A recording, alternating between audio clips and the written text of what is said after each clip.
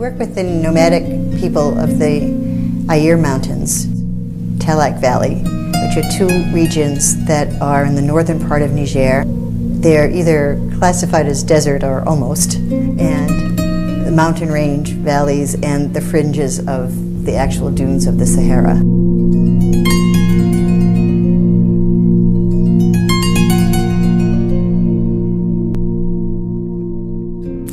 They need help because things aren't going very well here. They're under stress from drought, climate change, losing good land to farmers, and they don't have the ability anymore to generate the income that they need, either from herding animals or caravanning or both.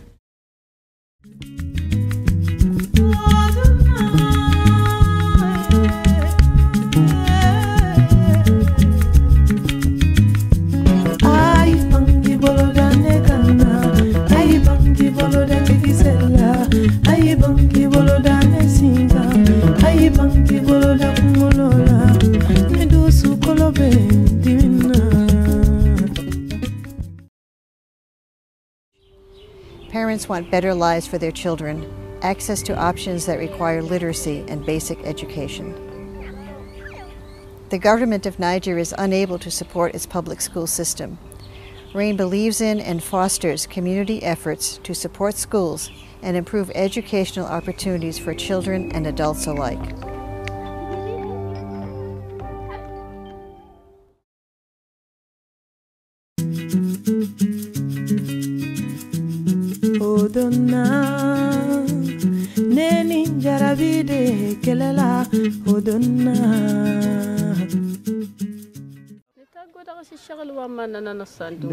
I'm the one who's taking care of the girls. When they have problems, they come to see me and I offer solutions. I'm looking after the girls in the school.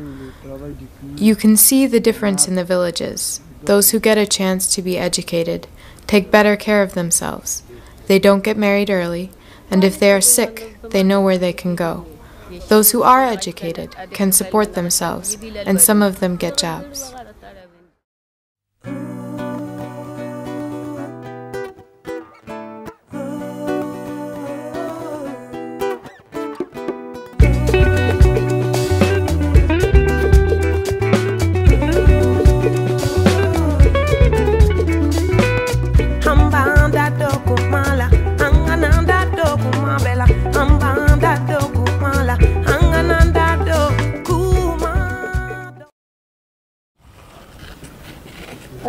This woman named Akadaka said to me, you know, we're really poor and we need help too, we parents. We really love what you're doing in the school, but we could use some help. And then I just started thinking about it and started thinking, well, how could we help these parents who clearly needed ways to make a living, but also help the school?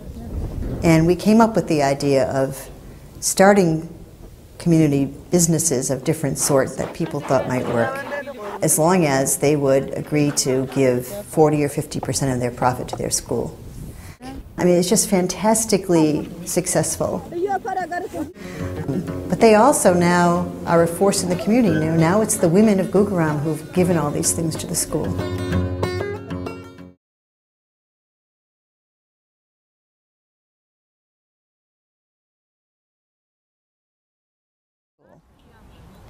They had never experienced the power of saving and were shocked that the amount had grown to $800. They were thrilled when discussing the various things they might provide to the school, from medicines for children to paying for an additional teacher to buying food. They are so poor, yet none asked that any of the money be paid to them instead of to the school. I asked them what they hoped their children would learn that they hadn't. They wanted their daughters and sons to continue in school, to become teachers, business people, whatever they want. If they get a good education here in primary school, they can go away to continue their educations. Lami said we need midwives, someone to teach all girls and women about pregnancy, maternities, all women's health issues. When our daughters return, they will teach us all.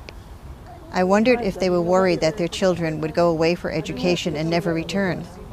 The women looked a little horrified and a little amused. They told me that their children would never leave their families. They said even if they leave, they will return. Our children will never abandon us. If they go away, they will help. Jumari, Bimbia, and Halima said, "We're helping because much is missing at the school. Our children will be proud to know that their mothers work to support their school. We're happy to help the school, to help all the children."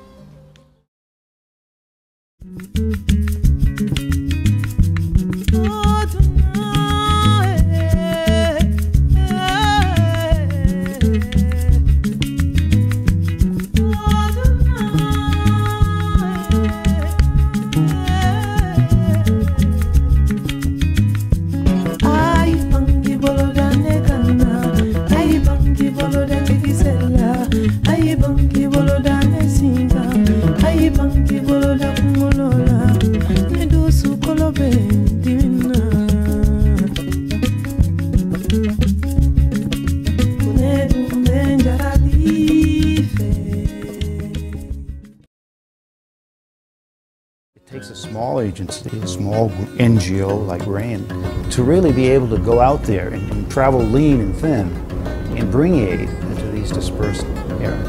It was definitely the most efficiently run program that we saw. You could see the connection that RAIN staff had with the communities where they worked. And when we sat down and talked to them, you could see that there was a real commitment to achieving the goals of the project. She's very happy and very proud to be with you.